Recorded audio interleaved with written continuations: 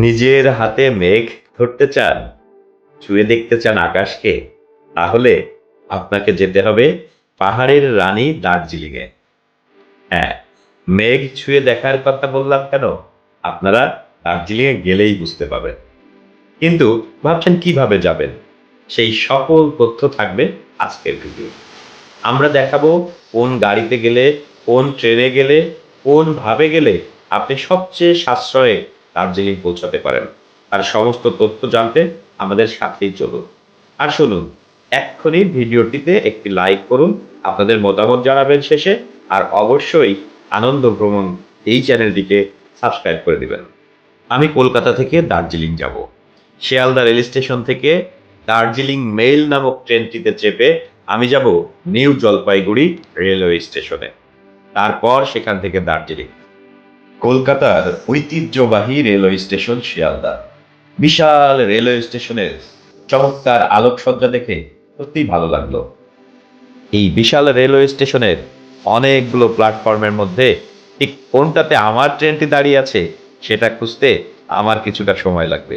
সেই সময়ে আপনাদেরকে জানিয়ে দিই, ইন্ডিয়ার বিভিন্ন জায়গা থেকে সারা দিনে রাতে অনেকগুলো ট্রেন কিন্তু নিউ জলপাইগুড়ি স্টেশনের দিকে চলে যায়। আর এই শিয়ালদা স্টেশন থেকেই প্রায় গোটা দশেক ট্রেন কিন্তু নিউ জলপাইগুড়ি স্টেশনের দিকে যায়। তাই চাইলেই ট্রেনে করে যেতে পারেন। তবে মনে রাখবেন, আপনি চাইলেই কিন্তু ট্রেনের টিকিট পাবেন না। সেই ক্ষেত্রে অন্য উপায় অবশ্য আছে। আপনি কলকাতার নিউ মার্কেট থেকে, মানে যেটা এসপ্লানেড বাস টার্মিনাল থেকে, আপনি কিন্তু প্রতিদিন অনেক বাস পাবেন যেটা শিলিগুড়িতে যায়। সেই বাসে করে আপনি কিন্তু শিলিগুড়ি পর্যন্ত যেতে পারবেন। ট্রেনের ভাড়া, বাসের ভাড়া, এই বিষয়গুলো আপনাদেরকে বলবো। তার আগে বিশেষ করে বাংলাদেশ থেকে যারা যাবেন তাদের জন্য কিন্তু দুইটা উপায়। আপনি চাইলে কলকাতা থেকে যেতে পারবেন, অথবা ঢাকা থেকে সরাসরি আপনি শিলিগুড়িতে চলে যেতে পারবেন বাস যোগে। সেই ক্ষেত্রে অবশ্য চ্যাংড়াবান্ধা স্থলবন্দর হয়ে আপনাকে ভারতে প্রবেশ করতে হবে। আর ঢাকা থেকে বাসের ভাড়া এই ধরুন 1000 টাকা থেকে 1500 টাকার মধ্যে পেয়ে যাবেন। অনেক ভালো ভালো বাস সেগুলো। রাতে বাস ভ্রমণ শুরু করলে সকালবেলা পৌঁছে যাবেন চ্যাংড়াবান্ধা স্থলবন্দরে। তারপর ইমিগ্রেশনের ঝামেলা শেষ করে আপনি চলে আসবেন শিলিগুড়িতে। আপনি আসতে থাকুন, আর আমি পেয়ে গেছি আমার দার্জিলিং মেল ট্রেন। এই যে 12 নম্বর প্ল্যাটফর্মে দাঁড়িয়ে আছে। আমি এখন দার্জিলিং মেলে উঠব। দার্জিলিং মেলের 6 নম্বর কেবিনের 8 নম্বর স্লিপার সিটটি আমার। এই সিটটির জন্য আমাকে 1500 রুপি কিন্তু খরচ করতে হয়েছে। এখানে 700 টাকা থেকে শুরু করে 1500 টাকা পর্যন্ত এই ট্রেনের ভাড়া আপনি শিয়ালদা থেকে নিউ জলপাইগুড়ি পর্যন্ত পেয়ে যাবেন। আর যদি বাস ভ্রমণ করতে চান তাহলেও কিন্তু 1500 টাকা থেকে 2000 টাকা পর্যন্ত আপনার খরচ হবে। রাত 10টায় ছেড়ে ঠিক সকাল 8টায় পৌঁছে যাবে নিউ জলপাইগুড়িতে। এই সারা রাত ট্রেন জার্নি কেমন হবে, ভেতরের সিটগুলো কেমন হবে সেটা নিয়ে ভাবছেন? চলুন সব কিছু আপনাদেরকে দেখাবো। এই যে আমার 8 নম্বর সিট। চমৎকার দুটি বালিশ, বালিশের কভারগুলো একেবারেই পরিষ্কার, সুন্দর। দেখুন সবাই উঠে যার যার বিছানাপত্র রেডি করে নিচ্ছে। কিছুক্ষণের মধ্যেই যাত্রা শুরু করলো নিউ জলপাইগুড়ির উদ্দেশ্যে দার্জিলিং মেল।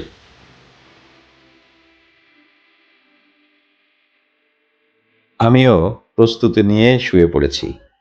চারপাশে সবাই যার যার মতো ঘুমানোর প্রস্তুতি কমপ্লিট। আজকে রাতের জন্য এই ট্রেনটি আমার ঘর। তাই রাতের জন্য সবাইকে বিদায়, দেখা হবে সকালে। সকালের মিষ্টি রোদ যখন আলিঙ্গন করলো তখন আমরা প্রায় শিলিগুড়ির দিকে পৌঁছে গেছি। আর অল্প কিছুক্ষণের মধ্যেই আমরা নেমে যাব নিউ জলপাইগুড়ি স্টেশনে। ট্রেনের মধ্যেও তাই চাঞ্চল্য শুরু হয়েছে। সবাই যার যার মতো উঠে রেডি হচ্ছে ট্রেন থেকে নামার জন্য। এরই মধ্যে চা, কফি, সকালের নাস্তা হাজির। অনেকে সকালের নাস্তাও ট্রেন থেকে সেরে দিচ্ছে। শুভ সকাল। চমৎকার একটি সকাল, রৌদ্রোজ্জ্বল সকাল। সারা রাতের যে আমরা একটা জার্নি করলাম শিয়ালদা স্টেশন থেকে দার্জিলিং মেইলে চড়ে, সারা রাতের জার্নি শেষ করে আমরা পৌঁছালাম নিউ জলপাইগুড়ি স্টেশনে। নিউ জলপাইগুড়ি স্টেশনে দেখুন এই যে সব নামছে ট্রেন থেকে। তো আমরা এখন চলে যাব দার্জিলিং এর পথে রওনা দিব। তো চলুন আমরা দার্জিলিং এর পথে রওনা দিই। নিউ জলপাইগুড়ি স্টেশনটাও কিন্তু অনেক বড়। এটা একটা রেলওয়ে জংশন। সারা ইন্ডিয়া থেকে এখানে ট্রেন আসে। স্টেশন থেকে বের হলেই এখানটাতেই পাবেন ট্যাক্সি স্ট্যান্ড। আপনি যদি বাসে যেতে চান তাহলে আপনাকে এখান থেকে চলে যেতে হবে অটো ধরে শিলিগুড়ি। ওখান থেকে আপনি বাসে করে চলে যেতে পারবেন। এই যে হোটেলগুলো দেখছেন, এখান থেকে নাস্তা সেরে ট্যাক্সিতে করেও আপনি চলে যেতে পারবেন।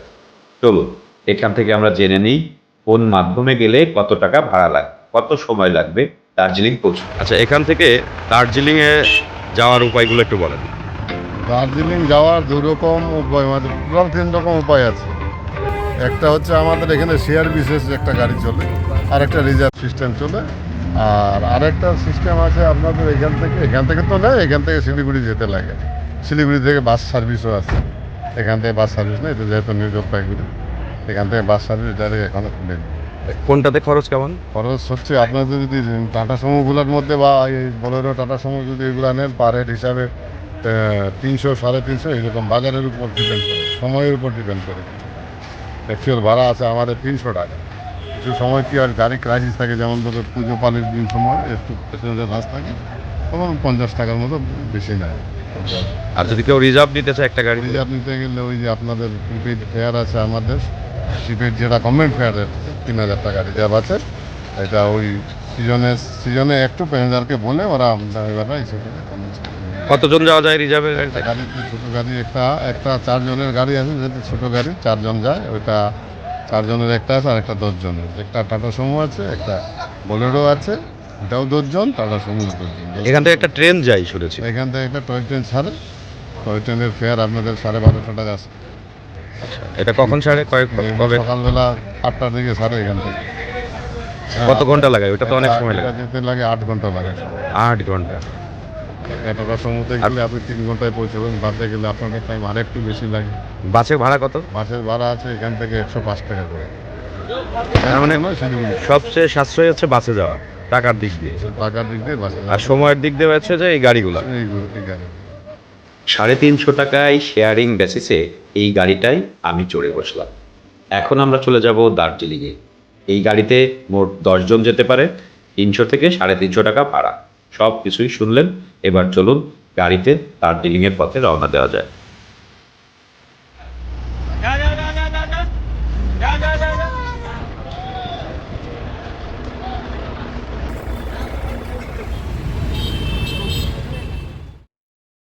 কিছুক্ষণ গাড়ি চলতেই পৌঁছে গেলাম শিলিগুড়ি চা বাগানের মধ্যে।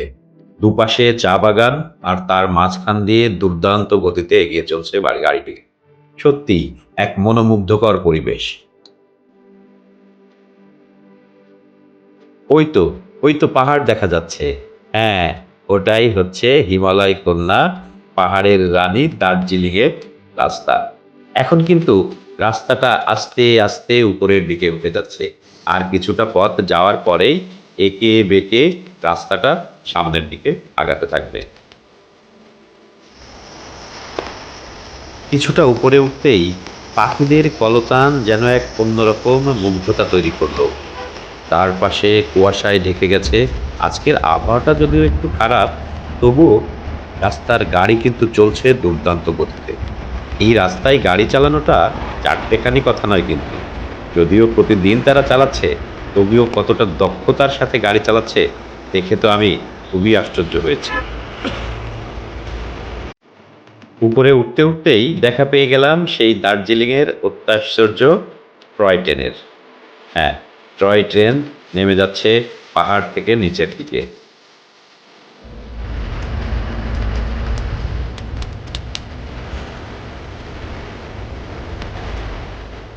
প্রাকৃতিক সৌন্দর্য আর এই যে স্থাপত্য শৈলী দেখতে দেখতে আমরা প্রায় পৌঁছে গেছি দার্জিলিংয়ের প্রধান কেন্দ্রে। আমাদেরকে আর অল্প কিছুক্ষণের মধ্যে নামিয়ে দিবে গাড়ি থেকে নেমে এখন হোটেলের উদ্দেশ্যে রওনা দিয়েছে। কোন হোটেলে উঠছি, হোটেলের ভাড়া কত, কোথায় কোথায় ঘুরবো, সব থাকবে বাকি ভিডিওতে। তাই এক্ষুনি সাবস্ক্রাইব করে রাখুন এবং বেল আইকনটি চেপে রাখুন।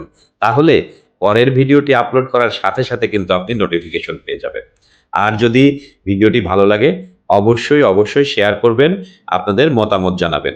দার্জিলিংয়ে কিন্তু মাত্রই নামলাম, সামনে আরো চমকপ্রদ সব ভিডিও আসছে, তাই অবশ্যই সাথে থাকবেন। সকলের ভ্রমণ আনন্দময় হোক। আনন্দ ভ্রমণের পাশে থাকার জন্য সবাইকে অসংখ্য ধন্যবাদ।